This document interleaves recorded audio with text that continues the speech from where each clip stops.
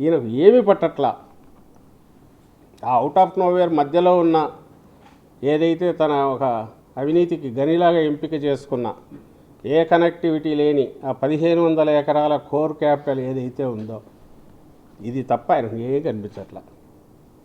అక్కడ ఎందుకు జనం లేరు, మరి ఆయన ఎమోషనల్ కాంటాక్ట్ ఎవరితో ఉందంటే డబ్బుతో తప్పదు ఎంతో ఉన్నట్ల. ఆయనకు ఎమోషనల్ అటాచ్మెంట్ అక్కడ ప్రజలు లేరు.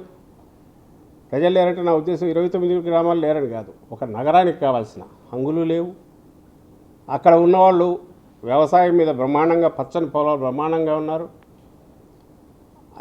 ఆంధ్రప్రదేశ్కు దాన్ని ఏమంటాం ధాన్యాగారంలాగా ఉన్న బెల్ట్, గ్రీన్ బెల్ట్లో బ్రహ్మాండమైన దీంట్లో రైతులు ఉన్న వాళ్ళది అది లాగేసి వాళ్ళని ఈరోజు గాలిలో త్రిశంకు స్వర్గంలో పడేసి గాలిలో పడేసి అక్కడ ఈ భావోద్వేగాలు క్రియేట్ చేసిన కృత్రిమ భావోద్వేగాలను స్టేట్ అంతా వ్యాపింపజేసి అసలు అమరావతి అంటారా అని ఎవడైనా ఆశ్చర్యపోయేటట్టుగా రుద్ది రుద్ది రుద్ది తలలో రుద్ది